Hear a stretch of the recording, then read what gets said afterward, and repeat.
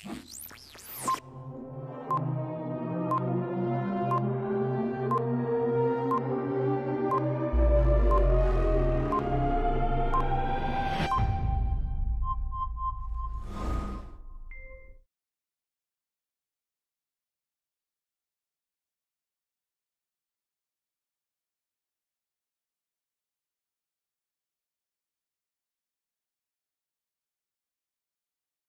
To God. దేవునికి మహిమ కలుగును గాక. ఈ కార్యక్రమాన్ని వీక్షిస్తున్న మీకు అందరికీ షలోం, శాంతి సమాధానములు మన ప్రభువును రక్షకుడైన యేసు క్రీస్తు వారి ద్వారా మీకు అనుగ్రహింపబడును గాక. దేవుని పిల్లరా, ఈ సమయంలో మరొకసారి మీ ఎదుటికి రావటానికి దేవుడు చూపించిన ఈ అత్యంత కృపను బట్టి దేవాతి దేవునికి స్తుతులు. ప్రతి విధమైన అననుకూలమైన పరిస్థితుల నుండి, ఒడిదుడుకుల నుండి తప్పించబడి మీ ఎదుటికి రావటం జరుగుతుంది. కారణం మీరు చేస్తున్న ప్రార్థన, మీరు ఆసక్తితో వింటున్న దేవుని వాక్యాన్ని బట్టి మీరు ప్రార్థన చేస్తున్నారు, ఆసక్తి కలిగి ఉన్నారు. కాబట్టి దేవుడు మీ ఎదుటికి రావటానికి మాకు మరొక అవకాశం ఇస్తున్నారు. అందును బట్టి దేవదేవుని స్తుతులు స్తోత్రాలు చెల్లిస్తున్నాం. ఈ కార్యక్రమాన్ని ప్రారంభించుకునే ముందు ఒక స్తుతి గీతము ఆలపించిన తర్వాత దేవుని వాక్యాలకు వెళదాం. మన మధ్యలో ఉన్న పాస్టమ్మ గారు ఒక చక్కని పాట పాడి దేవుని నామాన్ని మహిమపరుస్తారు. నిజమైన దేవుడు ఎన్నడు విడువడు, చేయి పట్టి నడుపును గడంధకారములో. నిజమైన దేవుడు ఎన్నడు విడువడు, చేయి పట్టి నడుపును గడంధకారములో. హల్లెలూయా హల్లెలూయా హల్లెలూయా హల్లెలూయా హల్లెలూయా హల్లెలూయా హల్లెలూయా హల్లెలూయా. సంతోషమే అయినా క్షేమమే అయినా క్షామమే అయినా, సంతోషమైన దుఃఖమే అయినా, క్షేమమే అయినా క్షామమే అయినా, మరువని దేవుడు బహుమంచి యేసయ్యా. మరువని దేవుడు బహుమంచి యేసయ్యా. హల్లెలూయా హల్లెలూయా హల్లెలూయా హల్లెలూయా హల్లెలూయా హల్లెలూయా హల్లెలూయా హల్లెలూయా. నిజమైన దేవుడు ఎన్నడు విడువడు, చేయి పట్టి నడుపును గాఢాంధకారములో. ఒంటరి బ్రతుకులో ఇమ్మానుయేలు, వ్యాధి వేదనలో యెహోవా రాఫా. ఒంటరి బ్రతుకులో ఇమ్మానుయేలు, వ్యాధి వేదనలో యెహోవా రాఫా. స్వస్థపరచునేసు పంచగాయాల రుధిరంబుతో, స్వస్థపరచునేసు పంచగాయాల రుధిరంబుతో. హల్లెలూయా హల్లెలూయా హల్లెలూయా హల్లెలూయా హల్లెలూయా హల్లెలూయా హల్లెలూయా హల్లెలూయా మోడైన బ్రతుకును చిగురింపచేసి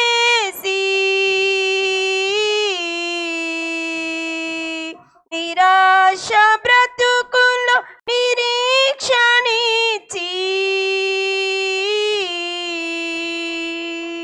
మోడైన బ్రతుకును చిగురింపచేసి నిరాశ బ్రతుకులో నిరీక్షణిచ్చి కలుషములెంచకనే కృపతో రక్షించును కలుషములెంచకనే కృపతో రక్షించును హల్లెలూయా హల్లెలూయా హల్లెలూయా హల్లెలూయా హల్లెలూయా హల్లెలూయా హల్లెలూయా హల్లెలూయా నిజమైన దేవుడు ఎన్నడు విడువడు చెయ్యి పట్టి నడుపును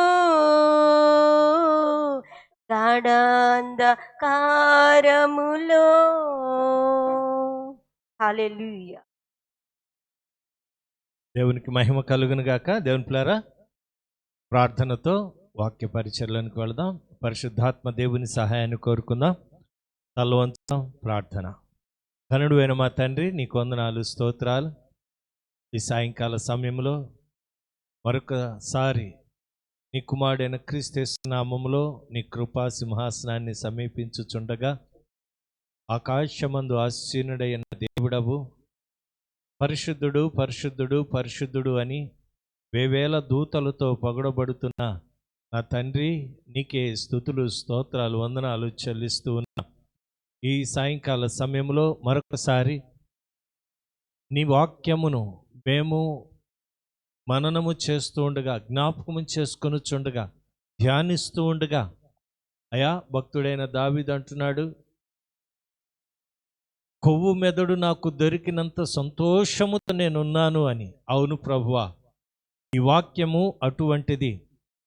తేనె కంటెను, జుంటె తేనె ధారల కంటెను మధురమైన ఈ వాక్యాన్ని మేము ధ్యానం చేస్తూ ఉండగా అటువంటి అనుభూతిని ప్రతి ఒక్కరికి దయచేయండి. వినగలిగిన చెవులను, గ్రహించే హృదయాలను మీరు మాకు ఒక్కొక్కరికి అనుగ్రహించండి. ప్రభువా, నీవు నా పరక్క నుండి, ప్రభువా, నీ మాటలే నా నోట నుంచి మీరు వచింపచేయమని మనం చేస్తున్నాం. అయ్యా, మమ్మల్ని మేము హెచ్చించుకొనటానికి కాదు ప్రభువా, నీ నామము మాత్రమే హెచ్చించబడాలి, నీ నామము మాత్రమే ఘనపరచబడాలి. తండ్రి, అట్టి కృపను దయచేయండి. లేఖనాల్లోనికి వెళ్ళి చూడగా నీ అపారమైన కృప మా ఎడల హెచ్చుగా ఉన్నదని మరొకసారి నమ్మి విశ్వసించి అయ్యా మీ ఎదుటికి వస్తున్నాం. కృప చూపించండి. మరొకసారి ఆయన వింటూ ఉన్న వీక్షకులను మరొకసారి బలపరచండి. వారి అవసరతలు ఏమిటో, అక్కర్లేమిటో, అననుకూలమైన పరిస్థితులు ఏమిటో సర్వము ఎరిగి ఉన్న దేవుడవు నాయన, నీ కార్యములు వారి జీవితాల్లో నూతన పరిచి మహిమ పొందమని యేసు పరిశుద్ధ నామం అడిగి వేడుకొనుచున్నాను మా పరమ తండ్రి. ఆమేన్, ఆమేన్. దేవుని ప్రియులారా, షాలోం. మీకందరికీ యేసు క్రీస్తు వారి యొక్క శాంతి సమాధానము కలుగునుగాక. ఈ సాయంకాల సమయంలో పేతురు రాసిన మొదటి పత్రికలో నుండి కొన్ని మాటలు ఈ రోజున ధ్యానం చేయబోతున్నాం. ఈ పేతురు గురించి కొన్ని మాటలు మనం తెలుసుకునే ముందు పేతురు రాసిన పత్రిక 4వ అధ్యాయము 12-13 వచనాలు, అంటే 12 నుంచి 19 వచనాల వరకు మనం ఈరోజు ధ్యానం చేయబోతున్నాం. 12వ వచనం చదువుకుందాం. ప్రియులారా, మిమ్మును శోధించుటకు మీకు కలుగుచున్న అగ్ని వంటి మహాశ్రమలను గూర్చి మీకేదో యొక్క వింత సంభవించున్నట్లు ఆశ్చర్యపడకుడి. పౌ పేతురు గారు, భక్తుడైన పేతురు రాస్తున్న మాట. ఇతను యేసు ప్రభు వారికి సమకాలికుడు, యేసు క్రీస్తు వారికి శిష్యుడు. యేసు క్రీస్తు వారు ఎక్కడికి వెళ్ళినా ఈ 12 మందిలో ఒక శిష్యుడిగా యేసు క్రీస్తు వారితో నడిచిన వ్యక్తి. పునరుత్థానం తరువాత తను తాను బయలుపరుచుకున్న సమయంలో 40 దినాలు ఈ పేతురు గారికి కూడా అనేక పర్యాయాలు కనబడినట్లుగా లేఖనాలు చెప్తున్నాయి. యేసుక్రీస్తు వారు, ఇతను పేతురు గారు జాలరి, చేపలు పట్టుకునేవాడు. చదువు లేదు, పామర్లు. శిష్యులందరూ పామర్లే. కారణము, ఒక్కొక్కసారి యేసుక్రీస్తు వెళ్ళిపోయాడు కదా, చనిపోయాడు కదా, పునరుత్థానుడు అయిపోయాడు కదా, ఖాళీగానే ఉన్నాము. ఈ లాక్డౌన్ ఎలాగుందో చూసారా? ఖాళీగానే ఉన్నాము, ఏం పని లేదు. అయితే నేను మరలా చేపలు పట్టడానికి వెళుతున్నాను, మీరు వస్తారా అని అడగానే మిగతా శిష్యులు కూడా నేను వస్తాను, మేము కూడా వస్తాము అని చెప్పి చేపలు పట్టడానికి వెళ్ళిన అనుభవం మనం చూడగలం. పేతురు గారు యూదులకు హెచ్చరికగా, యూదులకు యేసు క్రీస్తును పరిచయం చేసే వ్యక్తిగా, అపోస్తులుగా ఏర్పాటు చేయబడిన వ్యక్తి ఈ పేతురు గారు. కారణం ఏంటంటే, అన్యజనులకు మేము సువార్తగాను, అన్యజనులకు మేము అపోస్తులుగాను అని పౌలు గారు గలతీయులకు రాసిన పత్రిక 2వ అధ్యాయము 8-9 వచనాల్లో మనం చూడగలం. ఒకసారి ఆ మాటలు చదువుదామా? అపోస్తులైన పౌలు గలతీయులకు రాసిన పత్రిక 2వ అధ్యాయము 8, 7, 8, 9 వచనాలు ఒకే వచనంలో ఉంటాయండి. 8వ వచనం నుండి మనం చదివితే సరిపోద్ది. అనగా సున్నతి పొందిన వారికి అపోస్తులగుటకు పేతురునకు సామర్థ్యము కలుగజేసిన వాడే అన్యజనులకు అపోస్తులగుటకు నాకును సామర్థ్యము కలుగజేసినని వారు గ్రహించినప్పుడు స్తంభములుగా ఎంచబడిన యాకోబు, కేఫా, యోహానను వారు నాకు అనుగ్రహింపబడిన కృపను కనుగొని మేము అన్యజనులకు తాము సున్నతి పొందిన వారికి అపోస్తులుగా ఉండవాలని చెప్పి తమతో పాలివారమనుటకు సూచనగా నాకును బర్నబాకును కుడి చేతినిచ్చిరి. వీళ్ళు ఇంకో మాట కూడా చెప్పారంట.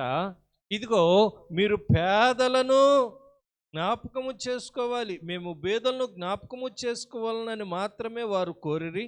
అలాగూ చేయుటకు నేనును ఆసక్తి కలిగి ఉన్నాను. సువార్త అంటే ప్రసంగాలు చేయటమే కాదు బాబు, అన్యులకు సువార్త చెప్పటమే కాదు, పేదలను కూడా మీరు జ్ఞాపకం చేసుకోవాలి అని చెప్తున్నారు. స్తంభాలుగా ఉన్నవారంట ఎవరు? యాకోబు, కేఫా, యోహాను, మరి కొందరు. వీళ్ళు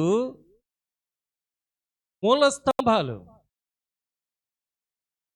కేఫా అంటే మనకందరికి తెలుసు, యేసు క్రీస్తు వారు బండ, రాయి అని పిలిచాడు ఈ పేతురు గారిని. ఈయనకి ఇంకో పేరు కూడా ఉంది, సీమోను పేతురు, బర్యోనా. ఎందుకు ఈ మాటలు మనం జ్ఞాపకం చేసుకుంటున్నామంటే, ఇతని వ్యక్తిత్వం తెలియకుండా మనం వాక్యంలోనికి వెళితే అర్థం కాదేమో అన్న ఉద్దేశంతో ఈ ఇంట్రడక్షన్ మీకు ఇవ్వటం జరుగుతుంది. ఇతను ఎవరు?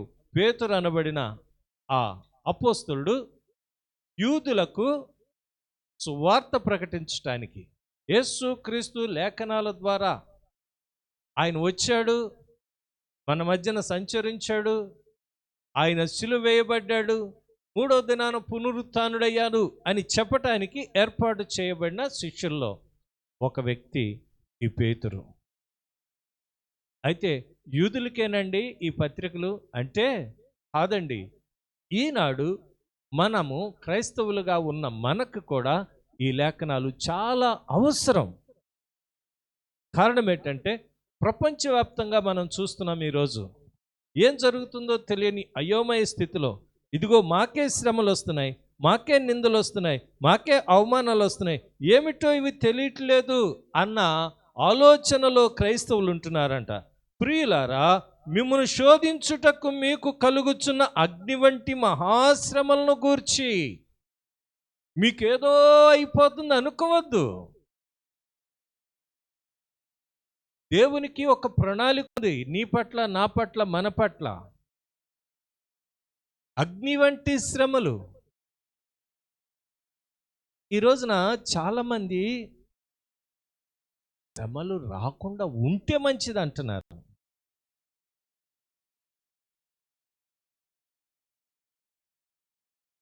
అగ్ని వంటి శ్రమలు లేకపోతే నీ విశ్వాసము పరీక్షించబడదు, నీ నిరీక్షణకు దాన్ని ఏమంటారు, గీటురాయి ఉండదు.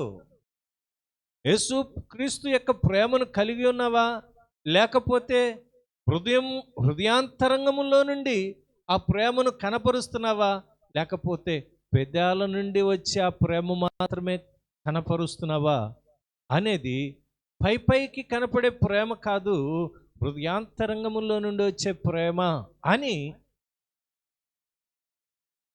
ఈ అగ్ని వంటి శ్రమలు వచ్చినప్పుడు తెలిసింది. అగ్ని వంటి మహాశ్రమలను గూర్చి మీకేదో వింత సంభవించినట్లు ఆశ్చర్యపడకండి. ఈ కరోనా కానివ్వండి, రాబోయే తెగుళ్ళు కానివ్వండి, ఎప్పుడో మునుపు వచ్చిన కరువులు కానివ్వండి, ఇవన్నీ కూడా ఆయన రాకకు సూచనలు. యేసు క్రీస్తు వారు రెండవ రాకడకు సూచనలు. ఈ రోజున అనేక మంది సిమ్టమ్స్ అంటారు చూసారండి, మనకు జ్వరం వచ్చింది, ఏదో శరీరంలో నలత వచ్చింది అనుకోండి, వెంటనే నీరసం అయిపోతాం. మన ఇంట్లో వాళ్ళు, మన పిల్లలో, లేకపోతే భార్యో, లేకపోతే ఆ పక్కింటోళ్ళు మనల్ని చూసినప్పుడు, ఏంటి బ్రదరు అలాగున్నారు, ఇదిగా లేరు. మన పిల్లలు అడుగుతారు, ఏంటండి ఎప్పుడు హుషారుగా ఉండేవాళ్ళు నీరసంగా ఉన్నారేంటి. అప్పుడు అనుకుంటాం, ఏంటి నిజంగా నా ముఖం నీరసంగా ఉందా. ఏదో ఒక సూచన. విచారంగా ఉంటే మన ముఖం విచారంగానే కనపడింది. హృదయంలో ఉన్నదే మన ముఖంలో కనపడిద్ది అని సామెతల గ్రంథకర్త అంటున్నాడు. అవును ప్రియులారా, ఈ పేతురు గారు కూడా మీకేదో గొప్ప జరుగుతుందని మీరు అనుకోవద్దు. అగ్ని వంటి మహాశ్రమలు. మాకే కష్టాలు వస్తున్నాయండి, దేవుణ్ణి నమ్ముకున్నాం బ్రదరు, పాస్టర్ గారు అంటే వేరే వేరే సంఘాలకు వెళ్ళే వాళ్ళు కూడా నాకు పరిచయస్తులు ఉన్నారండి. వాళ్ళు చెప్తారు, మాకే పాస్టర్ గారు శ్రమలు. అబ్బో,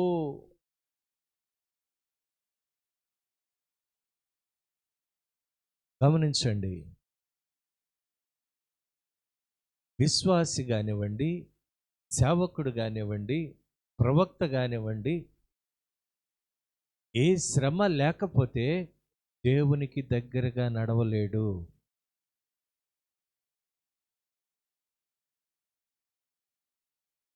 భక్తుడైన దావీదు అంటాడు, నాకు శ్రమ కలిగి ఉండుట మేలాయను, నీతిమంతులు గద్దించుట నాకు తైలాభిషేకము. వాక్యము నీతిమంతులు చేత, పరిశుద్ధాత్మ దేవుని చేత వ్రాయించబడిన ఈ మాటలు మనల్ని ఒకసారి గుచ్చుతాయి, మనల్ని గందరగోళం చేస్తాయి, మనల్ని అటు ఇటు చేసేస్తాయి. ఈ వాక్యమేనండి కారణం. నిన్ను సరిచేయటానికి, నన్ను సరిచేయటానికి, మనల్ని సరిచేసి దేవుని ఎదుట ముడత, మచ్చ, డాగు, కళంకము అట్టిది ఏది లేకుండా పవిత్రముగా ఆయన ఎదుట నిలబెట్టడానికి ఈ వాక్యం మనల్ని వాక్యము చేత ఉదక స్నానము చేయించింది. చాలామంది గుర్తించక, అమ్మో ఏంటి ఈ శ్రమలు, చచ్చిపోతే బాగుండు అంటారు చాలామంది. ఏమి ఇబ్బంది అండి? ఒక సిస్టర్ గారు ఫోన్ చేసి చెప్తున్నారు, అయ్యా మా వాలంటీర్ ఫోన్ చేసి, అమ్మ 2 నెలల నుంచి నేను మీ ఇంటికి వస్తున్నాను, తలుపేసి ఉంటుంది, నువ్వు ఎక్కడ ఉంటావు, నువ్వు రాకపోతే వచ్చే నెల నీ డబ్బులు కట్టు, విధవరాలు పింఛన్ అనమాట, నీ డబ్బులు రావు 3 నెలలు అయితే గవర్నమెంట్ వాళ్ళు ఎవరో అని చెప్పేసి బెదిరిస్తున్నాడు పాస్టర్ గారు. ఈ లాక్డౌన్ వలన నేను వేరొక ప్రాంతంలో ఉన్నాను, బ్రతుకు తెరువు కోసం వెళ్ళాను. అయ్యో వాళ్ళేమో ఫోన్లు చేసి ఇలాగ అంటున్నారు, ఏం చేయాలో తెలియట్లేదు, దోమయంగా ఉన్నాను. ఎంత కష్టమో, ఎంత ఇబ్బందో. ఈ శ్రమలు ఎన్నదగినవి కాదు. అనాది ప్రణాళిక, దేవుని ఉద్దేశాల ప్రకారమే మన మీదకి ఏ కరువు అయినా, ఏ ఖడ్గమైనా, ఏ వస్త్రహీనత అయినా మన ఎదుటికి వచ్చిద్దండి. భయపడకుండా ఉంటే అదే పోద్ది. చెప్పడం చాలా సులువు అండి పాస్టర్ గారు అంటారు, కానీ ఆ సిచ్యుయేషన్, ఆ పరిస్థితుల గుండా వెళ్ళినప్పుడే ఇతరుల యొక్క బాధ నువ్వు తెలుసుకోగలుగుతావు, ఇతరుల గురించి కన్నీరు కార్చగలుగుతావు. అందుకనే ఆ పరిస్థితుల గుండా దేవుడు నిన్ను నడిపిస్తాడు. పేతురు అంటున్నాడు, ప్రియులారా మిమ్మును శోధించుటకు కలుగుచున్న అగ్ని వంటి మహాశ్రమలను గూర్చి మీకేదో ఒక వింత సంభవించున్నట్లు ఆశ్చర్యపడకుడి. క్రీస్తు మహిమ బయలుపరచబడినప్పుడు మీరు మహా ఆనందముతో సంతోషించు నిమిత్తము క్రీస్తు శ్రమల్లో మీరు పాలివారయ్యున్నంతగా సంతోషించుడు. క్రీస్తు శ్రమలతో పాలివారయ్యున్నట్లుగా. గెత్సెమనే తోటలో యేసుక్రీస్తు చేసిన ప్రార్థన ఈ లాక్డౌన్లో మనం చేయగలుగుతున్నామా?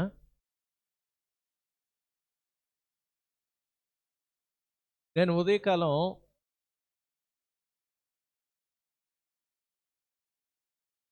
బైబిల్ వాక్యం చదువుకుంటూ ఉంటాను, లేకపోతే ఏదైనా పుస్తకాలు చదువుతూ ఉంటాను.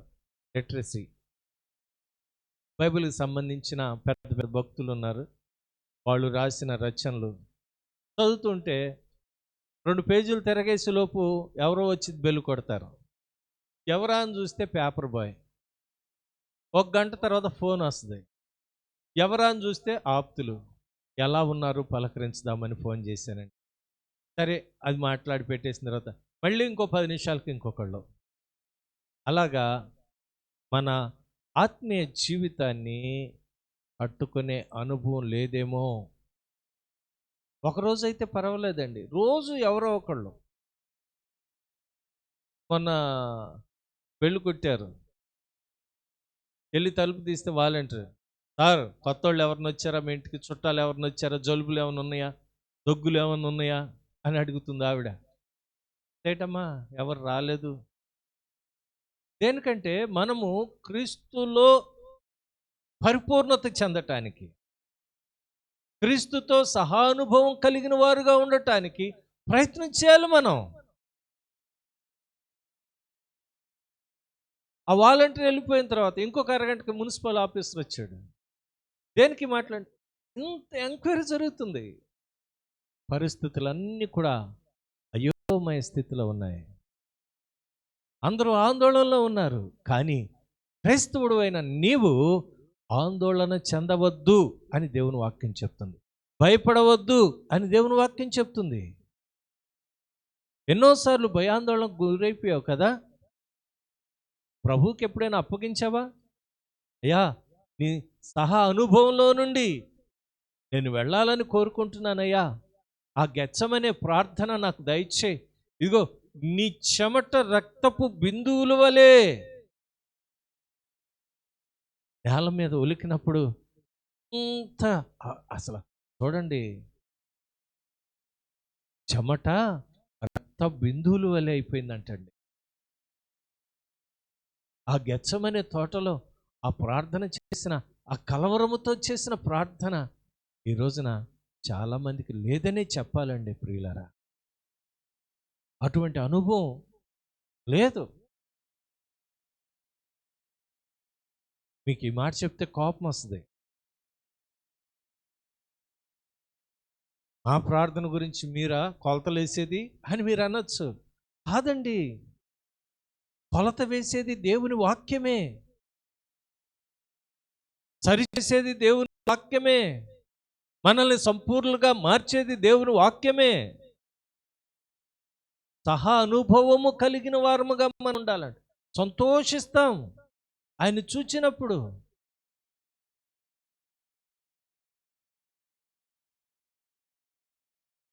ఈ మాట చెప్తే చాలా మందికి బాధ, కష్టం.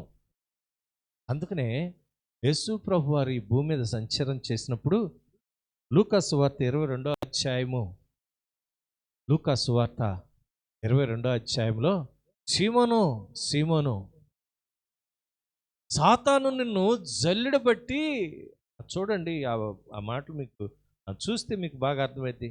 లూకా సువార్త 22వ అధ్యాయము 31వ వచనం.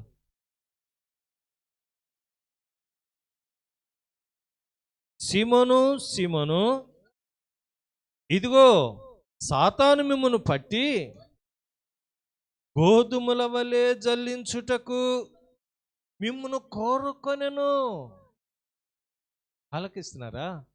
యేసు ప్రభు వారు తన శిష్యులతో ఉన్నప్పుడు సజీవుడిగా ఈ భూమి మీద సంచరించి అనేక ప్రాంతాలు ప్రయాణం చేస్తూ దేవుని రాజ్య సంబంధమైన స్వార్థ ప్రకటిస్తున్న ఆ సమయంలో అపవాది కోరుకుందంట. ఆయన ఇచ్చే, పేతురుగాడిని ఇచ్చే అందంట. ఈ రోజున నిన్ను నన్ను కోరుకుంటే మన పరిస్థితి ఏంటి? భ్రష్టులమైపో, మన విశ్వాసం దిగజారిపోదు, మనము అందరిలో పలచనైపోము. రేపటి రోజున ఈ పరిశుద్ధమైన బలిపీఠం మీద నిలువబడి వాక్యం చెప్పడానికి యోగ్యత లేని వారము అని ప్రతి ఒక్కరూ మన వైపు వేలు చూపించరు. అవునంటారా కాదంటారా? సాతాను వాడు కుయుక్తులు ఏ రీతిగానైనా టెంప్ట్ చేయవచ్చు, మనల్ని లోబరుచుకోవచ్చు. అది ఏ రీతిగానైనా. డబ్బు వ్యామోహం చూపించవచ్చు, స్త్రీ వ్యామోహం చూపించవచ్చు, పదవి వ్యామోహం చూపించవచ్చు, పేరు ప్రఖ్యాతులు కలిగిన అనుభవాలు చూపించవచ్చు. రా, నీకు ఎంపీ సీట్ ఇస్తానంటే ఇప్పుడు ఎంతమంది అండి డబ్బులు ఖర్చు పెట్టడానికి సిద్ధం? కొంతమంది దైవజనులు నేను ఎరుగుదును మా విశాఖపట్నంలోనే. కొంతమంది తృణీకరించిన వారిని కూడా నేను ఎరుగుదును. ఎంపీ సీట్ అంటే 7 మండలాలకి, 7 నియోజకవర్గాలకి, 5 నియోజకవర్గాలకి సేవ చేసిన వాడిని అయిపోతాను. ఏమండి, పదవీ కాంక్ష కాదా అది? అలాగే హైదరాబాద్లో ఒక దైవజనుడు ఓ పార్టీయే పెట్టేశారు ఏకంగా. అతని ఉద్దేశం నాకు తెలియదు సుమా, అతను ఎప్పుడు కూడా కడవలేదు, పేపర్లో చదవటం వరకే. ఏం చూపిస్తుంది అపవాది? నిన్ను ఏం చేయాలని కోరుకుంటుంది? ఒక్కటే, దేవుని యొద్ద నుండి నిన్ను దూరంగా తీసుకుని వెళ్ళాలంటుంది.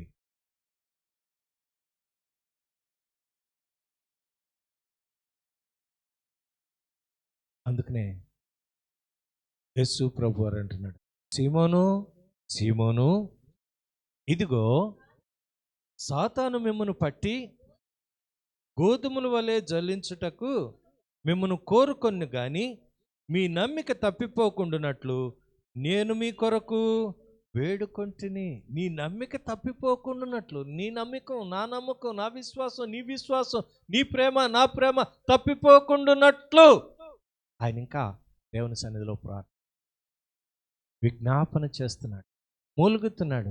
చెప్పసఖ్యముగాని మూలుగులతో తండ్రి యొద్ద ఆయన మన పక్షముగా విజ్ఞాపన చేస్తున్నాడు. అది మనము తండ్రి యొద్దకు వెళ్ళటానికి ధైర్యాన్ని కలిగించేది. ఏంటండి పాస్టర్ గారు మీరు అలా చెప్తున్నారు? మాకు అవకాశం వచ్చిందనుకోండి, వెళ్ళకూడదా? అవకాశం వస్తే వెళ్ళండి. ఉన్నతమైన స్థలాల్లో ఉంచాలని దేవుని ఉద్దేశం. మీరు ఎంపీ అయినా, ఎమ్మెల్యే అయినా, ముఖ్యమంత్రి అయినా, లేకపోతే క్యాబినెట్ మినిస్టర్ అయినా మాకు అనవసరం. కానీ దేవుని కొరకు ప్రతిష్ఠించబడిన తరువాత ఈ లోకాన్ని ఆశించి ఈ లోకంలో పద్ధతులను కోరుకొని వెళితే అది శాపమైద్యము, జాగ్రత్త సుమా. అది నేను హెచ్చరించాను. మామూలుగా విశ్వాసులుగా ఉన్నవాళ్ళు, మన ఆంధ్రప్రదేశ్లో ఎంతోమంది విశ్వాసులుగా ఉన్నవారు దేవుణ్ణి నమ్మి ఇప్పుడు మంత్రులుగా చేస్తున్నారండి.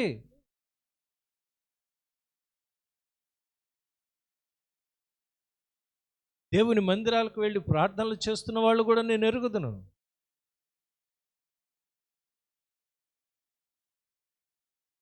కారణం ఒకటే, మీ నమ్మిక తప్పిపోకుండానట్లు మిమ్మల్ని అందరినీ కోరుకుందయ్యా. కానీ సీమోను, నువ్వంటే నువ్వు దుడుకోడివి, ఎక్కడ పడిపోతావునని బాధ. అందుకని నేను నీకు చెప్తున్నాను, నమ్మిక తప్పిపోకుండానట్లు, నీ నమ్మిక తప్పిపోకుండానట్లు నేను నీ కొరకు వేడుకుంటుని, నీ మనస్సు తిరిగిన తరువాత నీ సహోదరులను స్థిరపరచు. నీ సహోదరులను స్థిరపరచు. నువ్వు నీ మనసు మరలా తిరిగిన తరువాత. ఎంత వాస్తవం! కొంతమంది అంటారు, కొంతమంది అంటం కాదు, వాస్తవం కూడా.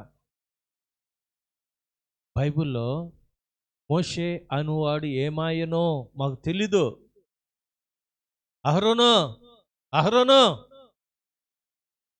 మాకు ముందు నడవటానికి ఓ దేవుని చేయి అన్నారు. అయ్యా వెయిట్ చేద్దామయ్యా, ఇప్పుడు లాక్డౌన్ కదా. పైనేమో మోషే గారేమో సినాయి పర్వతం మీద దేవునితో ముఖాముఖిగా ఆయన మాట్లాడుతూ తన ప్రజల యొక్క జీవితాలు ఏ రీతిగా నడవాలో, ఏ రీతిగా అన్వయించుకోవాలో, ఏ రీతిగా వెళితే మంచిదో అని దేవుని దగ్గర చర్చలు జరుగుతూ ఉన్నాయి. ఇంతలోకి ఎవరో అన్నారు, అయ్యా 40 రోజులు అయిపోయిందయ్యా, 40 దినాలు అయిపోయింది. మోషే అనేవాడు ఏమైపోయాడో తెలియదు మాకు. ఇప్పుడు మాకు ముందు నడవటానికి దేవుడు కావాలి, ఒక దేవతను చేయి, దేవుణ్ణి చేయి అని రోజు పోరుతున్నారు అహరోను చూశాడు 4 వారాలు అయిపోయినాయి, 5 వారాలు అయిపోయినాయి, 6 వారాలు అయిపోయినాయి, రాలేదేంటి? చూసారా? సరే మీ బంగారాన్ని అంతా తీసుకురండి అని చెప్పి ఆ బంగారాన్ని తీసి, ఏమండి ఎక్కడ ఐగుప్తు దేశంలో దోచుకున్న బంగారమునంతా ఐగుప్తీయులు దోచుకున్నారంటండి. దేవుని వాక్యం చెప్తున్నది. వాళ్ళు ఆఫరింగ్ ఇచ్చింది వేరు, ఫ్రీగా ఇచ్చింది వేరు. ఇప్పుడు వరకు నీవు మా మధ్యలో ఉండి పనిచేసావు, మా ఇళ్లలో పనిచేసావు, మా కొంపల్లో తిరిగావు, మా వీధుల్లో తిరిగావు, మాకు బానిసగా ఉన్నావు, కాబట్టి ఇదిగో వెళ్ళిపోతున్నారు కదా, ఈ ఉంగరం ఉంచుకోండి, ఈ బట్టలు ఉంచుకోండి అన్నది వేరు. దొరికినట్టుగా లూటీ చేశారంట, దోచుకున్నారు. మొత్తం తెచ్చుకున్నారు. ఇప్పుడు ఆ బంగారాన్ని అంతా తీసుకురమ్మన్నాడు. పాపం అహరోను గారికి ఎంత మమకారం బంగారం అంటే అయ్యుండొచ్చు. మొత్తాన్ని తీసుకుని వచ్చాడు, కంసాలను పిలిపించాడో లేకపోతే ఎవరు చేశారో మొత్తానికి తెలియదు, కానీ ఒక దూడను చేసి ఇదే మీ దేవుడు అన్నాడు. మనకందరికి తెలిసిన విషయాలే, కొత్త విషయాలే మాట్లాడు కాదు, కానీ మీకు గుర్తు చేస్తున్నాను. 40 దినాలు ఉపవాసం ఉండి తండ్రితో ముఖాముఖిగా మాట్లాడుతున్న మోషే ఇశ్రాయేలీల జీవిత చరిత్రను మార్చటానికి 10 ఆజ్ఞలు పొందుపరుస్తున్న అనుభవం మనం చూడగలిగితే, కింద మాత్రం మరొక విధంగా ఉన్నది. ఆటలు ఆడుతున్నారు, త్రాగుతున్నారు, నాట్యాలు చేస్తున్నారు, వారికి ఇష్టమైన రీతిలో జీవిస్తున్నారు. ఈ రోజున అనేక మంది ప్రజలు కూడా అలాగే ఉన్నారేమో.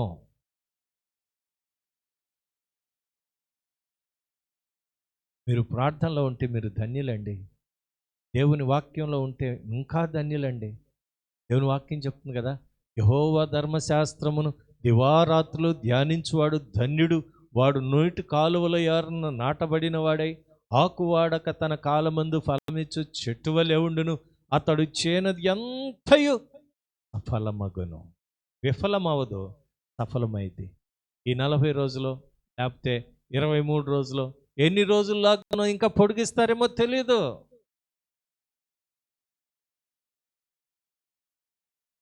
లేకపోతే కొన్ని రెడ్ జోన్ ఏరియాలకు పర్మిషన్ ఇవ్వకుండా మిగతా వాళ్ళు కొనుక్కొచ్చుకోండి, తినండి, షాపులకు వెళ్ళండి, షాపులు తెరవండి, ఏమి ఏ ఏ నిబంధనలు వస్తే మనకు తెలియదు.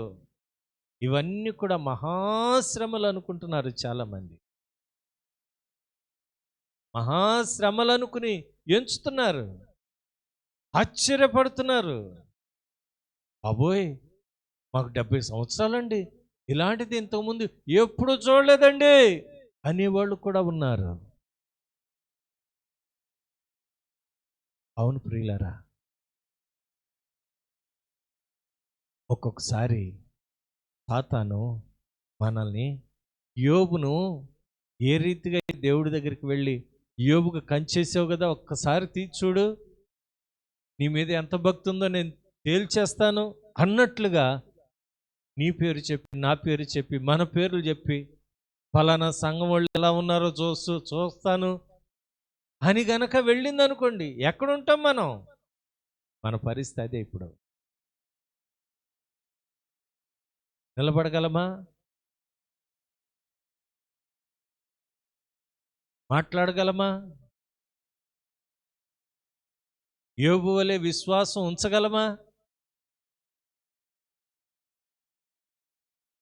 ఆయన ఎక్కడండి, మేము ఎక్కడ? ఆస్తులు పోయినాయి, పనివారు పోయారు, పిల్లలు పోయారు, కట్టుకున్న భార్య, అప్పటి వరకు ఎంతో సంతోషించిన భార్య, పనివారు ఉన్నప్పుడు, సంపద ఉన్నప్పుడు, ఆ వైభోగాలు భోగభాగ్యాలు ఉన్నప్పుడు ఆనందించిన భార్య ఏమీ లేకపోయేసరికి, రోగిష్ఠుడయ్యేసరికల్లా, చావరా బాబు, నీ దేవుడైన యెహోవాను దూషించి చచ్చిపో అంది. అంటే ఎంత విరక్తి కలిగిందో చూడండి. ఇప్పుడు కూడా కొంతమంది భార్యలు ఏమంటారు, బయటికి వెళ్ళటానికి అవ్వదు, తెచ్చిందంతా తాగేసావు, దరిద్రుడా, దేనికిరా నీ బతుకు అని తిట్టేవాళ్ళు కూడా ఉన్నారేమో, నాకైతే తెలీదు. జ్ఞానం కలిగిన స్త్రీ ఏం చేసిందంటే, జ్ఞానవంతురాలు తన ఇల్లు కట్టినని ఉంది కదండి వాక్యం. వాళ్ళు ఏం చేస్తారంటే, ఉన్న దానిలో జాగ్రత్త చేసుకుంటూ, దోబరా చేయకుండా, పిల్లలకి భర్తకి తను చాలా జాగ్రత్తగా చేసుకుని ఆ కుటుంబాన్ని గడుపుకుని, ఏ వ్యాధులు రాకుండా జాగ్రత్త పడుతూ, ఎటువంటి సమస్యలు ఎదుర్కొనటానికైనా సిద్ధ మనసు కలిగి, ధైర్యం కలిగి ఉంటారు. జ్ఞానం కలిగిన స్త్రీ, జ్ఞానం లేనిది తన ఇల్లు పెరికి వేసుకుంటుంది. మొగుడు ఎటుపోతే నాకేమి, ఎవరు ఎటుంటే నాకేమి, పిల్లలు ఎటుపోతే నాకేమి, నేను ఎటుపోయినా పర్వాలేదు. ఎవరు నన్ను అడుగురు. దేనికంటే నా నోరు పెద్దది. వీధిలో నా నా నోరు చూస్తేనే భయపడతారు వీధిలో. కాబట్టి నేను ఎవరికి సమాధానం చెప్పనవసరం లేదు. ఎటువంటి అనుభవంలో ఉన్నారో నాకైతే తెలీదు. సీమోను, సీమోను, సీమోను, ఇదిగో సాతాను మిమ్మల్ని పట్టి గోధుమల వలె జల్లించుటకు మిమ్మల్ని కోరుకొనెను. యేసు ప్రభు దగ్గరకు కూడా వెళ్ళి నిన్ను నన్ను అడిగితే ఏమైద్ది? ఊరిని అనుకుందామండి. నేను ఎంతో భక్తిపరుణ్ణి, నన్నేం అడగదు అనుకోమాకండి. బిల్లీ గ్రహం గారు, ప్రపంచవ్యాప్త సువార్థికుడైన బిల్లీ గ్రహం గారిని ఆయన 99 సంవత్సరాలు వచ్చే వరకు కూడా, అంటే తన భార్య బ్రతుకున్నంత వరకు కూడా చాలా నమ్మకంగా ఉన్నట్లుగా ఆయన చరిత్ర చెప్తుంది. కొంతమంది స్టెనోలు అంటారు, లేకపోతే పిఎల్ అంటారు, కొంతమంది సహాయకులు, సహకారులు అంటారు. మరి ఏదైనా పేరు పెట్టుకోనండి. వాళ్ళతో అక్రమ సంబంధాలు పెట్టుకున్న వాళ్ళు కూడా, ప్రేరేపణ కలిగిన వాళ్ళు కూడా ఉండి ఉండొచ్చు. కానీ ఆయన చెప్తాడు, అమ్మో నేను నా దేవునికి నేను భయపడాలి. టెంప్టేషన్స్, ఒత్తిళ్ళు. దేవుని దగ్గరికి వెళ్ళి అపవాది అడిగింది అనుకోండి, ఆయన గ్రాంట్ చేస్తే నీ బ్రతుకు తెలిసిపోద్ది, నా బ్రతుకు తెలిసిపోద్ది. మన బ్రతుకులన్నీ తేటతెల్లం అయిపోతాయి. పేతురు గారినే దేనికి? చదువు లేనివాడు దేవుణ్ణి వెంబడిస్తున్నాడు, యేసుక్రీస్తుని వెంబడిస్తున్నాడు. అందులో దుడుకోడు, బండ రాయి కేఫా అని పెట్టాడు కదండి.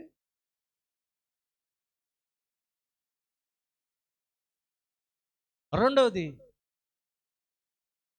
అందరినీ కోరుకుందంట.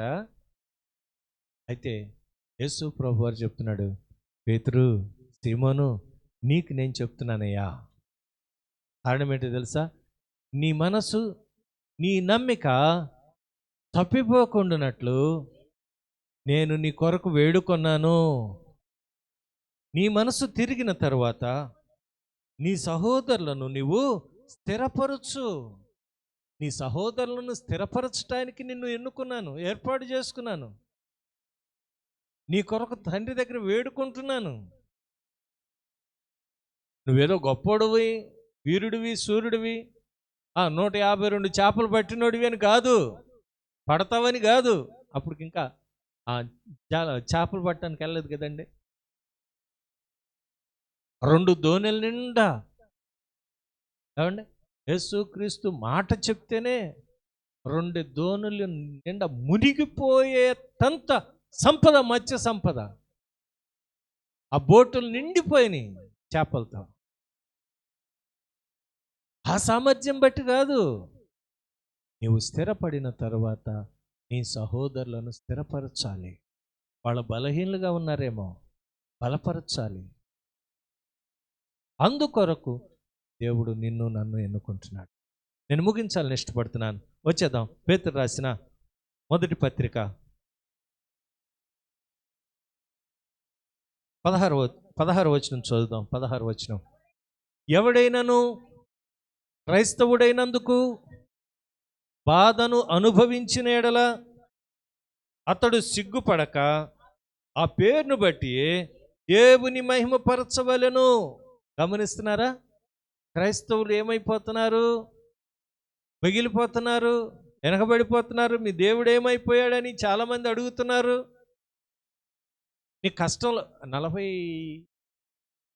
కీర్తనల గ్రంథం, కీర్తనలు 41, 42 అనుకుంటా. 42 చూడండి ఒకసారి. 42వ కీర్తన 9వ వచనం.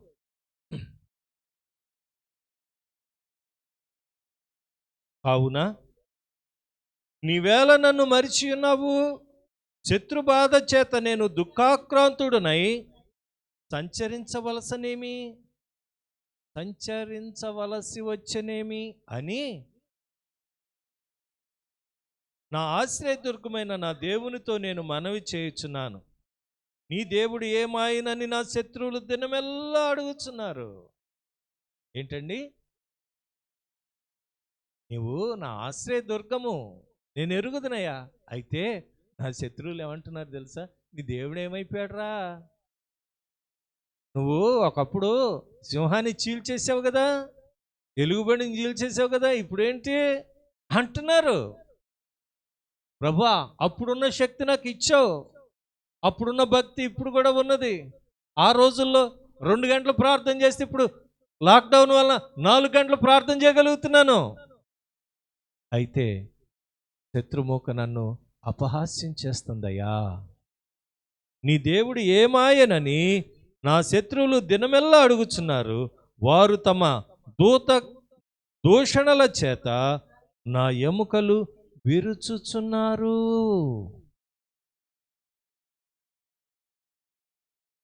అంటే దూషణ ఎలా ఉంటుందంటే ఎముకలను విరిచేసే అంత శక్తి ఉంటుంది అనమాట ఆ దూషణలో. దూషించి మాట్లాడుతుంటారండి. బా, ఎంత భయంకరంగా మాట్లాడతారో కొంతమంది, వాళ్ళకే తెలుసు. స్తోత్రం. ఎముకలు ఇరిగిపోతాయంట.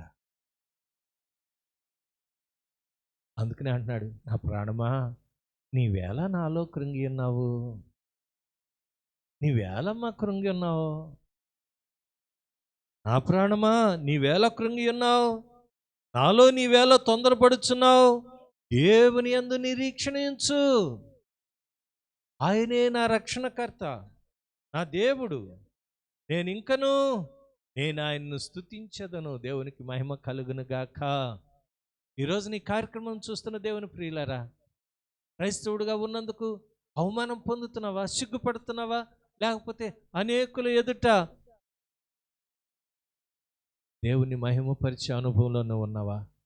ఎస్, నేను క్రైస్తవునండి, క్రీస్తే నాకు మార్గము, సత్యము, జీవము, అయినో నేను ఎరుగుదును. కాబట్టి ఈ సమస్యలు ఎన్నదగినవి కాదండి. ఎప్పుడో పేతురు గారు చెప్పాడు, మీరేమి ఆశ్చర్యపడొద్దని. ఈ మహాశ్రమలను గురించి మీరే ఆశ్చర్యపడొద్దు. అగ్ని వంటి శ్రమలు, బాధలు, కష్టాలు, నిందలు, అవమానాలు, వీటికే మీరు జడివద్దు. క్రైస్తవుడని మిమ్మల్ని దూషిస్తున్నారా? సంతోషించండి, ఆనందించండి. బాధ పెడుతున్నారా? అందులోనే ఉండి దేవుని నామాన్ని మహిమపరచండి. ఈ రోజున ఎంతమంది దేవుణ్ణి మహిమపరిచే అనుభవంలో ఉన్నారో. యేసుక్రీస్తు పునరుత్థానుడైన తర్వాత క్రీస్తే యేసుని ప్రకటిస్తూ అనేక ప్రాంతాలు సంచరిస్తున్నప్పుడు క్రైస్తవ్యం అనేది లేదండి. మొట్టమొదట అంతియోకియా సంఘములో మొట్టమొదట వాళ్ళు నామకరణం చేశారు, ఇది క్రైస్తవ్యం అని. అనేకులు క్రైస్తవులు అనబడిరి. యేసు క్రీస్తును కలిగి ఉండి యేసు క్రీస్తు మార్గములు వెంబడిస్తున్న వారిని క్రైస్తవులు అంటారు.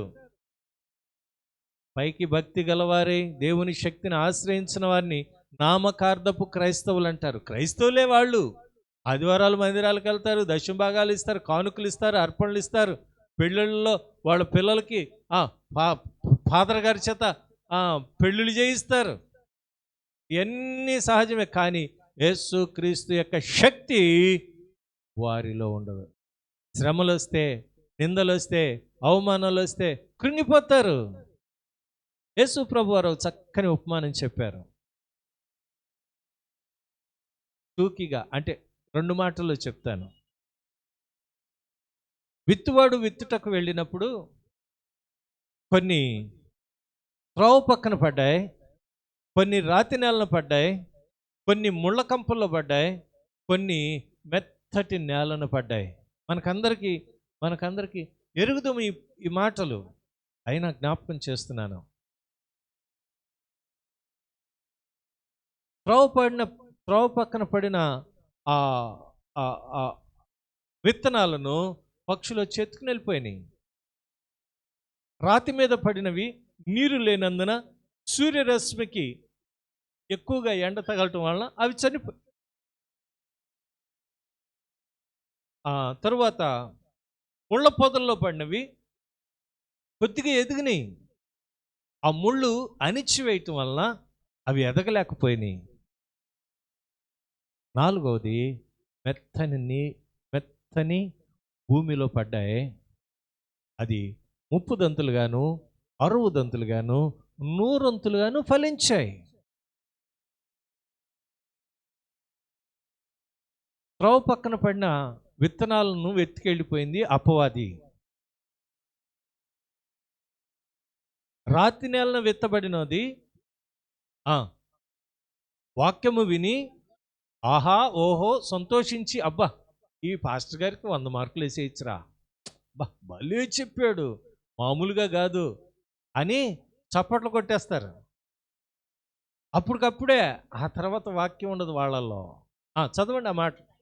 అయితే వారిలో వేరు లేనందున కొంతకాలము వారు నిలుతురు గాని వాక్యము నిమిత్తము శ్రమైనను హింసైనను కలుగగానే వారు అభ్యంతర పడతారు. దేవుని గురించి శ్రమ వస్తే కొద్దిగా చిన్న నువ్వు మందిరానికి వెళ్తున్నావు, యేసు ప్రభు ఆరాధిస్తున్నావు, మీ ఇంటికి వచ్చినప్పుడు మన ఫోటోలు చూశాను రా బ్రదరు, యేసు ప్రభు ఫోటోలు పెట్టావేంటి, అది ఫోటో తీసి ఏఈ గారికి పంపించాననుకో, డిఈ గారికి పంపించాననుకో, కలెక్టర్ ఆఫీస్లో పంపించాననుకో, అంతే అనగానే రెండో రోజు అక్కడ వెంకటేశ్వర స్వామి బొమ్మ వచ్చింది, అయ్యప్ప బొమ్మ వచ్చింది, లేకపోతే ఇంకొక బొమ్మ. మనకు ఆ బొమ్మల గురించి వద్దులేండి. కారణం ఏదో చిన్న శోధన, హింస. మూడో వాళ్ళు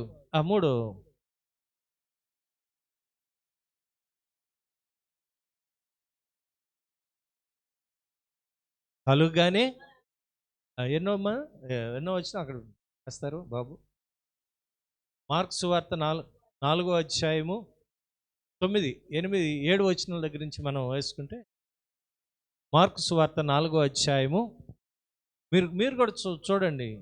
ఈ కార్యక్రమాన్ని వింటున్న దేవుని పిల్లరా, అటు ఇటు తిరుగుతున్నారేమో, బైబిల్ మీ దగ్గర లేదేమో, మరి నాకైతే తెలియదు, నేను మిమ్మల్ని చూడలేకపోతున్నాను. కానీ మీరు చూస్తే మంచిది. దయచేసి మీ బైబిల్ తీసుకోండి. మార్క్స్ సువార్త 4వ అధ్యాయంలో విత్తువాని గురించి ఉపమానం ఉంటుంది. యేసు ప్రభు వారు చాలా స్పష్టంగా చెప్తున్నమాట.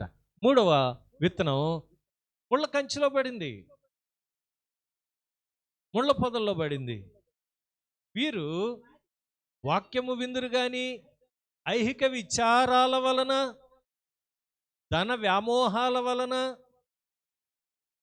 మరి ఇతరమైన అపేక్షల వలన లోపలుండి వాక్యమును అణిచివేయటం వలన వారు నిష్ప్రయోజకులైపోతున్నారు. ఈరోజు పాస్టర్ గారు ప్రార్థనకు రమ్మన్నారు. కొత్త బట్టలు ఉంటేనే నేను వెళ్తాను, లేకపోతే వెళ్ళను. ఒక అమ్మంటది పట్టు చీర వస్తేనే న్యూ ఇయర్కి వస్తాను, లేకపోతే రాను. నలుగురి దగ్గర నేను షీప్ అయిపోతాను. శ్రీకాకుళం భాష అండి, షీప్ అయిపోతానంటాం. తేలికైపోతాను, పలసనైపోతాను.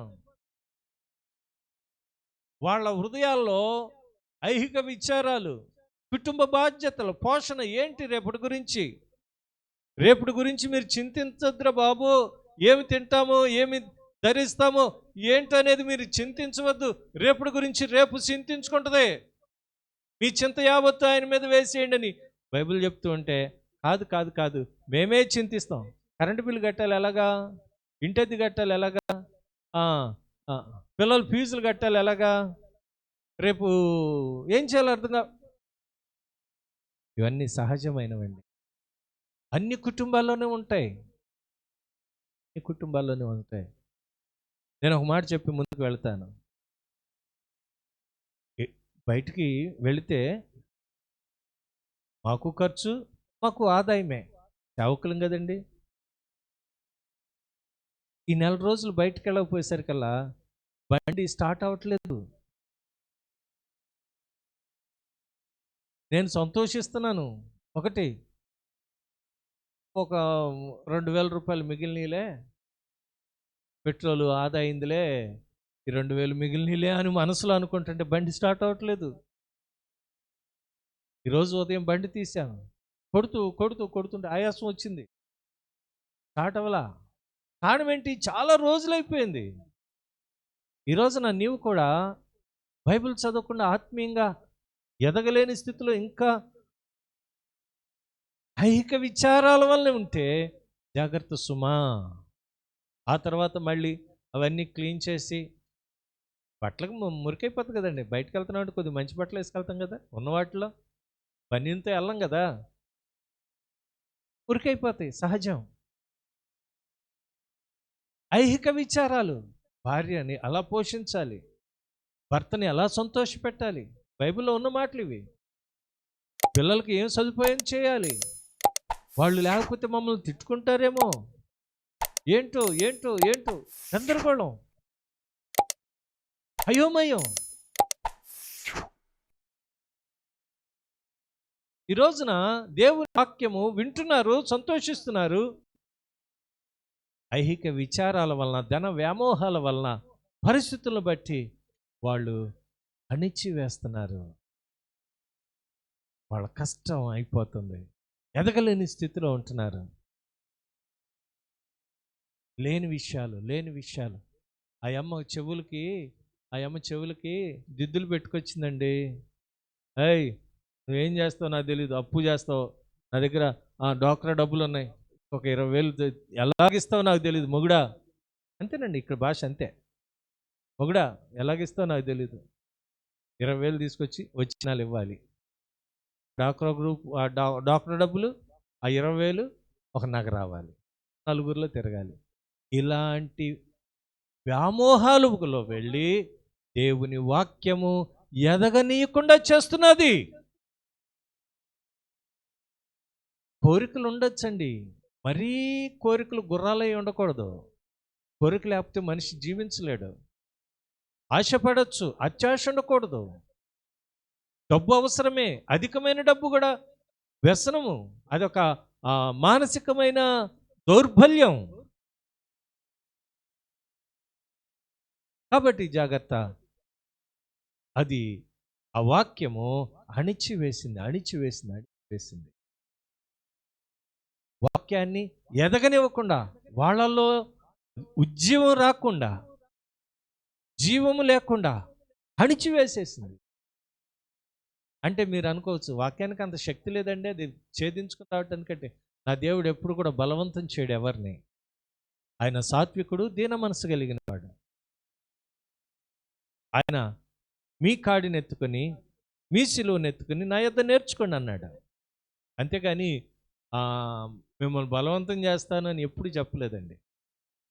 ఆయన బలవంతం చేస్తే ఈ పాటికి ఎప్పుడో 18వ శతాబ్దంలోనే ఆ భక్తులు చేసిన ప్రసంగాల వలన కానివ్వండి, వాళ్ళు చేసిన త్యాగాల వలన కానివ్వండి, ఈ భారతదేశం అంతా క్రైస్తవ దేశం అయిపోయేది. వాళ్ళు పడిన కష్టం అంత ఇంత కాదండి. ఎంతోమంది భక్తులు, మిషనరీలు, వాళ్ళు త్యాగం చేసేవారు, జీవితాలను త్యాగం చేశారు, భార్య పిల్లలను త్యాగం చేశారు. వాళ్ళకు ఉన్న ఎఫర్ట్స్ అన్నీ కూడా, వనరులన్నీ విడిచిపెట్టి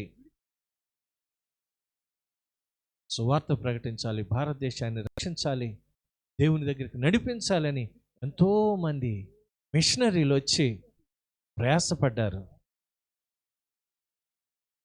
ఈ కోస్టల్ ఏరియా అంటే చరిత్ర చదివితే క్రైస్తవ్యం ఎలాగొచ్చింది భారతదేశం అనే ఆ పుస్తకం దొరుకుతుంది ఇప్పుడు. ఎక్కడ మన బుక్ స్టాల్లో, ఓఎం బుక్ స్టాల్ కానివ్వండి, క్రైస్తవ ఆల్ఫా బుక్ స్టాల్, ఎక్కడైనా దొరుకుతుంది. మీరు చదివితే మరి మంచిది. అంటే చరిత్ర తెలుస్తుంది. లేదండి పరిశుద్ధ గ్రంథం మాకు చాలు అనుకుంటే ఓకే, మంచిదే. అది ఇంకా చదివితే మంచిది. మంచి నేలను పడిన వాళ్ళు ఎవరనగా, వాక్యము విని దాన్ని అంగీకరించి 30 దంతులుగాను, 60 దంతులుగాను, 100 దంతులుగాను ఫలించువారు. దేవునికి స్తోత్రం, హల్లెలూయా. వారు విని అంగీకరించి అనుసరించడానికి ఇష్టపడ్డ వాళ్ళు 30 దంతులుగాను, ఒకేసారి కాదు 100 దంతులు రాలా, 30 దంతులు, ఆ తర్వాత 60 దంతులు, ఆ తర్వాత నూరొంతులు పరిపూర్ణతలోనికి నడిపి. క్రైస్తవుడుగా పిలువబడినందుకు నీవు సిగ్గుపడద్దు. నీ ఇబ్బందుల పాలు సంతోషించు. గ్రేట్ అంటే దాన్ని ఏమంటారంటే ప్రౌడ్నెస్, అతిశయించు ప్రభువునందు. నేను క్రైస్తవుని అయినందుకు అతిశయించు. ఎంతోమందికి భాగ్యం, ధన్యత మనకిచ్చాడు దేవుడు. అటు వండర్ఫుల్ అండి. అప్పుడప్పుడు ఇంగ్లీష్ పదాలు వచ్చేస్తున్నాయి, అర్థం చేసుకోండి. రావు. దేవునిలో ఉన్న సంతోషం అండి అది. కాబట్టి దేవుని సంఘమా, క్రైస్తవుని అయినందుకు ఇటువంటి సమస్యలు మనల్ని చుట్టుపట్టినప్పుడు భయపడిన అవసరం లేదు. క్రైస్తవుడు అయినందుకు ఈ దేవుడు ఏమాయను అని అనేకులు అడిగినా, నా దేవుడు ఉన్నాడురా బాబు, ఆకాశమందు ఆసీనుడై ఉన్నాడు, ఆయన చిత్త ప్రకారం జరిగిస్తున్నాడు ఈ భూమి మీద అని చెప్పగలగాలి నువ్వు. ఆయన చిత్తమే ఈ భూమి మీద జరుగుతుంది. మనం ప్రార్థన చేస్తాం కదా, పరలోకమందున మా తండ్రి నీ నామం పరిశుద్ధపరచబడును గాక, నీ రాజ్యం వచ్చును గాక, నీ చిత్తం పరలోకమందు నెరవేరినట్లు భూమి మీద నెరవేరును గాక. భూమి మీద ఆయన చిత్తం నెరవేర్చబడుతుంది ఇప్పుడు, ఎప్పుడూ కూడా, యుగ యుగములు ఆయన చిత్తమే ఈ భూమి మీద నెరవేరుద్ది. నమ్మి దేవుని స్తుతించు. కష్టాలకి భయపడద్దు, వెనుదిరగవద్దు, వీపు చూపించవద్దు. ముందుకు వెళదాం. ప్రభు గొప్పవాడండి. క్రైస్తవుడు అయినందుకు ఏమి సిగ్గుపడిన అవసరం లేదు. ఈ రోజున దేవుడిచ్చిన ఆధిక్యత నీకు గొప్ప అలంకరణ క్రైస్తవ్యం.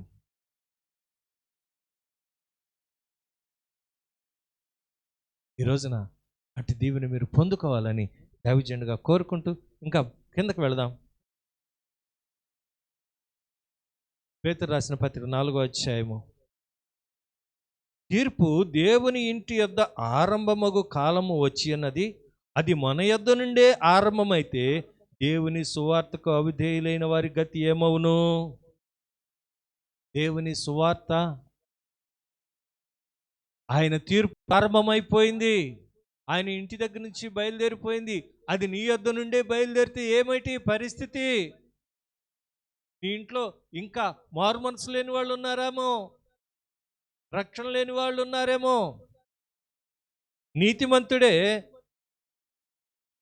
నీతిమంతుడే రక్షింపబడట దుర్లభమైతే భక్తిహీనుడు పాపియు ఎక్కడ నిలుతురు? కాబట్టి దేవుని చిత్త ప్రకారము బాధపడువారు సత్ప్రవర్తన గలవారై. బాధల్లో కూడా కొంతమంది లొంగిపోతారు కొన్నిటికి. సత్ప్రవర్తన గలవారై. మాకు ఒక సర్వే ఒకటి ఉండేదండి, అంటే ఇప్పుడు కాదు, చాలా సంవత్సరాల క్రితం మనస్తుడిగా ఉన్నప్పుడు ఈ జాలారిపేట కొన్ని ఏరియాల్లో ప్రతి ఇంటికి వెళ్ళి సర్వే చేయాలి. అప్పుడు ఎయిడ్స్ ప్రోగ్రామో ఏదోనండి, మర్చిపోయాను నేను, సంవత్సరాలు అయిపోయింది. ఏంటయ్యా అంటే వాళ్ళ యొక్క వివరాలు అంటే గోప్యంగా ఉంచాలి, అందరికీ చెప్పకూడదు సుమా. ఎవరు ఏ విధంగా లోబడతారు, ఎవరు ఏమిస్తే సంతోషిస్తారు అని కొంతమంది మగవాళ్ళని సర్వే చేస్తే వాళ్ళు చెప్పిన విషయాలు అన్నమాట. అందరికీ ఎయిడ్స్ ఉందని కాదు, ఒకప్పుడు అది ప్రవాహంగా ప్రపంచవ్యాప్తంగా వచ్చింది కాబట్టి ఒక గొప్ప దాని ఆనవాళ్ళు కనుక్కోవటానికి, అసలు అక్రమ సంబంధాలు ఎలాగ మొదలవుతున్నాయని దాని గురించి రీసెర్చ్ అనమాట, సర్వే చేయించారు సంస్థ వాళ్ళు. దేనికి మాటలు చెప్తున్నానంటే ఇక్కడ చెప్తూ ఉన్నమాట, దేవుని చిత్త ప్రకారము బాధపడువారు సత్ప్రవర్తన గలవారై. దేవుని చిత్త ప్రకారం, అయ్యా ఈ రోజున మమ్మల్ని బాధ పెడుతున్నావు, నీకు వందనాలు, ఈ బాధలో కూడా సహించే ఓర్పును మాకు దయచేయి అని మనం ప్రార్థన చేయగలగాలి. నమ్మకమైన సృష్టికర్తకు తమ ఆత్మలను అప్పగించుకొనవలెను. మన ఇంటి మొదలు పెడితే ఏమైంది పరిస్థితి? అనేక మంది ఇంకా ఏమండి భక్తిహీనులు ఉన్నారు, పాపాత్ములు ఉన్నారు. పాపము భక్తిహీనులను పాపియు ఎక్కడ నిలుస్తారు? వాళ్ళు నిలబడలేరు కదా. కాబట్టి నీ యొద్ద నుండే మొదలైతే ఇంకెంత భయంకరం, జాగ్రత్త. కాబట్టి వాళ్ళ కొరకు మన విజ్ఞాపన భారము బాధ్యత సంఘమా మన మీద ఉంది. కాబట్టి మనము విజ్ఞాపన చేసేవారిగా, దేవుని జ్ఞానంలో ఎదిగేవారుగా ఉండాలని దేవుడు కోరు. ఈ కొద్ది మాటలు మనందరి వినికిల్లో దీవించి ఆశీర్వదించును గాక. ఆమేన్.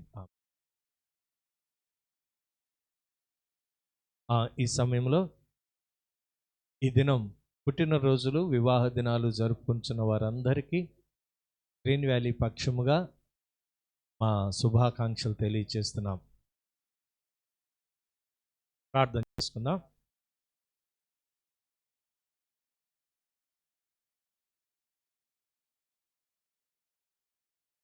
Thank you Jesus. హల్లెలూయా.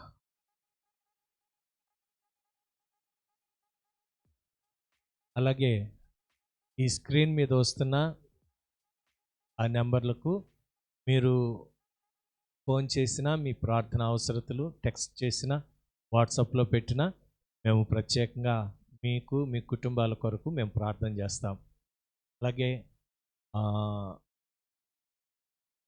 ఈ కార్యక్రమం మీకు మేలుకరంగాను ఆశీర్వాదకరంగాను ఉంటే మీ బంధువులకు, స్నేహితులకు పరిచయం చేయండి. తద్వారా మీ ద్వారా ఆ ఛానల్ వాళ్ళు కూడా దీవెన పొందిన వారు అవుతారు. వాళ్ళు కూడా ఆత్మీయమైన మేలులు పొందుతారు. మీరు ఇంకా ఈ కార్యక్రమాన్ని చూస్తూ సబ్స్క్రైబ్ చేసుకోకపోతే సబ్స్క్రైబ్ చేయండి. అంటే మేము ఈ గ్రీన్ వ్యాలీ చర్చ్కి సభ్యులము అన్న వాళ్ళందరి కొరకు మేము ప్రత్యేకంగా ప్రార్థన చేస్తాం. సబ్స్క్రైబ్ చేయండి. చూసి వదిలిపెట్టడం కాదు, చూసి ఫార్వర్డ్ చేయండి. మీ బంధువులకు తెలియపరచండి, మీ స్నేహితులకు తెలియపరచండి, మీ రక్త సంబంధికులు, మీ వెల్ విషర్స్ ఎవరైతే ఉన్నారో వారందరికీ ఈ శుభవార్తను తెలియపరచండి. ఈ పరిచర్య కొరకు ప్రార్థన చేయండి. ఈ సమయంలో వివాహ దినాలు జరుపుకుంటున్న మా ప్రియుల కొరకు ప్రత్యేకంగా ప్రార్థన చేయబడుతుంది.